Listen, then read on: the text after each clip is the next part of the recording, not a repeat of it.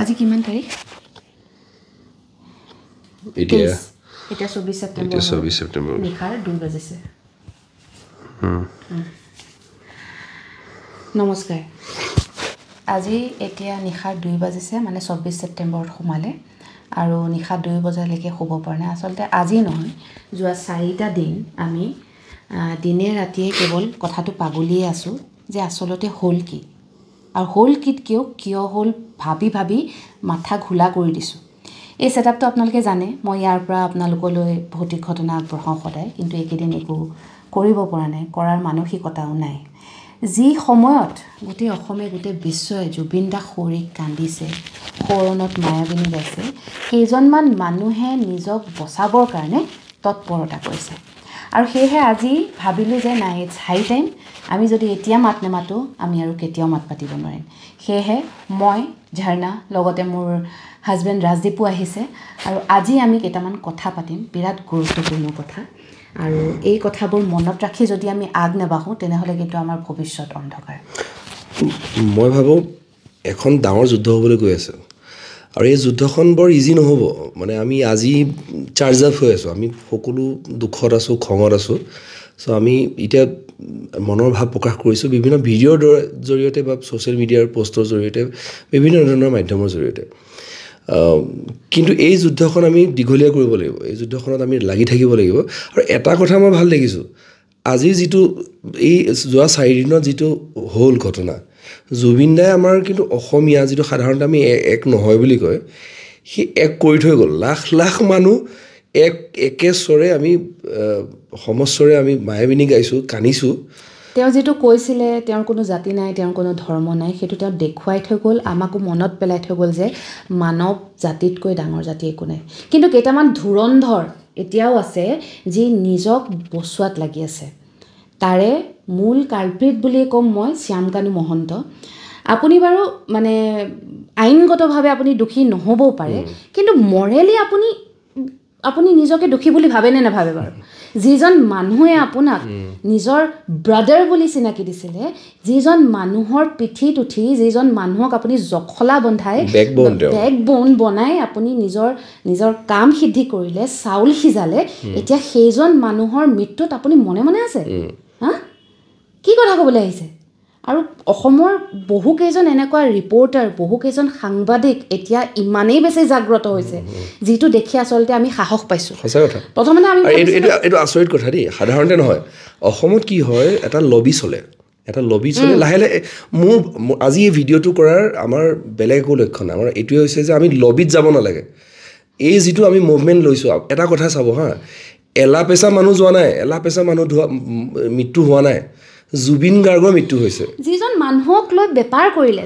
যাৰ নামত টিকেট বেচিলে সেইজনক ছিংগাপুৰলৈ লৈ গ'ল আৰু পঠাই দিছে কাক মৃতদেহটোক তাকো নিজে অহা নাই সাহ নাই অসম ভূমিত মানে ভৰি থ'বলৈ সাহ আছে যদি মুখ খুলিয়াই কওক যে হয় I am morally responsible for this আৰু অকল শ্যামকানু মহন্ত এটা বেপাৰী ছবি গম পাইছে সেইটো তাৰ কৈ লাভ নাই সেইটো তেওঁ কৰিছে তেওঁ দেখিছে সেইটোতো হৈছে কিন্তু তাত বাঘা বাকী মানুহ আছিলে তুমি চিন্তা কৰা 19 তাৰিখে প্ৰায় 6টা বজালৈকে আমি গমেই নাপাওঁ কোনেও গম নাপায় গোটেই অসমৰ মিডিয়াই ভালকৈ গম নাপায় যে একচুৱেলি ঢুকাল কেনেকৈ মিডিয়া হাউচত ফোন কৰিছোঁ কোনোবাই কৈছে পেৰাগ্লাইডিং কোনোবাই কৈছে স্কুবা ডাইভিং কোনোবাই কৈছে ইয়ৰ্টত গৈ পেলাই পৰিলে মানে তেওঁলোকৰ কোনো ক্লু নাই অথবা প্ৰণয় বৰদলৈ তাতে আছে তেখেত থকাৰ পাছত আচল ইনফৰমেশ্যনটো কিয় ইমান দিলে হ'ল মানে কাক বচাব খুজিছে দাদা মানে কি কৰিব খুজিছে কি আৰু কি লাগে আপোনালোকৰ নাম আছে আপোনালোকৰ যশ আছে আপোনালোকৰ ধন সম্পত্তি আছে আপোনালোকৰ সমাজত এটা সন্মান আছে সেই সন্মানটো কেনেকৈ ম্লান কৰিব পাৰে আৰু এই যিমানখিনি মানুহ মানে ইয়াতে এই বস্তুৰ নাম সাঙুৰি আহিছে তেওঁলোকে একচুৱেলি বেপাৰটো কি মিডিয়া নিউজ বেছে চিনেমা বেছে ফেষ্টিভেল তেওঁলোকে মানুহৰ বাহিৰে কাৰণত থাকিব নোৱাৰে আৰু আপোনালোক আজি অসমত জুবিন গাৰ্গ ঢুকাওঁতে আপোনালোকে আহিব নোৱাৰিলে লাজ লাগিব লাগে আচলতে আৰু এটা কথা কওঁ মই এইখিনি মানুহ এই ফেষ্টিভেল পতা মানুহখিনিয়ে এৱাৰ্ড ফাংচন পতা মানুহখিনিয়ে কেইদিনমানৰ এবছৰমান পিছত জুবিন দাৰ নামত তেওঁলোকে ফেষ্টিভেল পাতিব তেওঁলোকে টিকেট বেচিব তেওঁলোকে বেপাৰ কৰিব আৰু আমাৰ ভয়টো হৈছে যে আমি অসমীয়া মানুহ যেনেকৈ পাহৰি যাওঁ আমি অতি সোনকালে পাহৰোঁ আৰু এই ফেষ্টিভেলতে গৈ পেলাই আমি আকৌ চিকেন খাম, ম'ম' খাম। এটা কথা, বেংগলোৰত আমি অলপ দুই এজন জাগ্ৰত হৈছিলোঁ, তাৰে দুই এজনক দবাবলৈ চেষ্টা কৰিলে।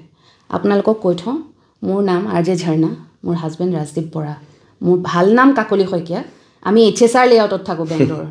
কিবা কৰিব মন আছে যদি কৰক, কিন্তু এটা কথা ঠিক যে অসমৰ ৰাইজ এবাৰ জাগিছে আৰু এইবাৰ আপোনালোকক সোধাই নেৰে। এটলিষ্ট আপোনালোকে অসম ভূমিত আহি গৰিমা বৌৰ সন্মুখত ক্ষমা খুজিব লাগিব, অসমবাসীৰ আগত ক্ষমা খুজিব লাগিব যে আমাৰ চকুৰ মণিজনক লৈ গৈ আপোনালোকে আমাৰ সূৰ্য অস্ত কৰালে। সেই মানুহজনক আমি চিনিয়ে পোৱা নাছিলোঁ। মই দুই এবাৰ পাইছিলোঁ, মোৰ মানুহজনেতো এবাৰ খালি হেণ্ডশ্বেক কৰিছে। তেওঁৰ কাৰণে কান্দি কান্দি আমি থাকিব পৰা নাই। আৰু আপোনালোক মাই ব্ৰাদাৰ, মাই বেকবোন, আপোনালোক বাদেই দিয়ে, আপোনালোক পৰিয়ালৰ কোনো নাই এতিয়া। যিখিনি মানুহে চেলফি দিয়ে, ফটো উঠে, জুবিন গাৰ্গৰ লগত আফটাৰ পাৰ্টি কৰে, সেইখিনি মানুহ এতিয়া ক'লে গ'ল? মানুহজনে মানুহ চিনি নাপালে, কিন্তু অসমবাসীয়ে এতিয়া মানুহ চিনি পাইছে। আৰু সকলোলৈ এটাই এপিল, এতিয়া আমাক ডাইভাৰ্ট কৰিবলৈ যি টি কৰিব। আগতে কৰি আছিলে, যোৰহাট গুৱাহাটী কৰিলে, সেইটো নহ'ল। বৌৰ নাম টানিছে, ঠিক আছে। এতিয়া ধৰক সেই গোটটোত থকা অলপ কম তলৰ মানুহখিনিক আগুৱাই দিব, নিজে বাচিবৰ কাৰণে, ফচাবৰ কাৰণে। সেই মানুহখিনিক যিখিনি ধন সম্পত্তি নাই, যিখিনি শক্তি নাই কিনিবৰ কাৰণে। কিন্তু আমি একগোট হৈ থাকিব লাগিব। আৰু এটা কথা, জুবিনদাৰ ভাষাৰে কওঁ, আমি ঘেণ্টাও কেয়াৰ নকৰোঁ। জাষ্টিছ লাগিব, লাগে আমি গম পাওঁ যে আচ্ছা ঠিক আছে মানুহজন তেনেকেই ঢুকাল, এটলিষ্ট আমি সেইটো ৰিপৰ্ট পাব লাগিব। যিটো এতিয়া হৈ আছে, যিটো পষ্টমৰ্টেম হৈছে, তাৰ এটা প্ৰপাৰ আমাক ডিটেইল ৰিপৰ্ট আমাক লাগিব। আৰু আমি জানোৱেই আপোনালোকক আইনে একো কৰিব নোৱাৰে, ঠিক আছে, কিন্তু আপুনি মৰেলি ৰেছপনচিবল। সিদ্ধাৰ্থ শৰ্মানে কি সেইটো ফাল্টুটো, তই এতিয়া লুকাই আছ, তোৰ অসমত আৰু চাউল নাই, তোৰ শেষ। তই ভাবিছিলি জুবিনদাক শুহি তই অট্টালিকা সাজিবি, সেই অট্টালিকাত এতিয়া বাদুলি থাকিব, তই থাকিবলৈ নাপাওঁ। আৰু এটা কথা আমি সকলোৱে মনত ৰখা উচিত যে এজন মানুহে কাকো কেয়াৰ নকৰি, কাকো খাতিৰ নকৰি কথা কৈছিল অসমীয়াৰ কাৰণে, গছৰ কাৰণে, জীৱ জন্তুৰ কাৰণে, সকলোৰে কাৰণে। আৰু তেওঁৰ মৃত্যু যদি এনেকৈ হয়, ভাবক আপুনি, এখন দেশলৈ, বেলেগ এখন দেশলৈ গৈছে এটা ফেষ্টিভেলত পাৰ্টিচিপেট কৰিবলৈ, আৰু ঘূৰি আহিছে এটা মৰাশ হৈ পেলাই। আমি যেতিয়া মানুহক ঘৰলৈ মাতোঁ, তেওঁ কি খাব আমি সোধোঁ, কিবা এলাৰ্জি আছে নেকি আমি সোধোঁ। আৰু এইজন মানুহক, অসমৰ সম্পদক আপুনি লৈ গৈছে, আপোনালোকে জানে তেওঁৰ বেমাৰটোৰ কথা। ডক্টৰে বাৰে বাৰে কৈ আছিলে যদি জুই আৰু পানীৰ পৰা তেওঁক আঁতৰাই ৰাখিব পাৰোঁ, আমি তেওঁক বহুত দিনলৈ নিজৰ মাজত ৰাখিব পাৰিম।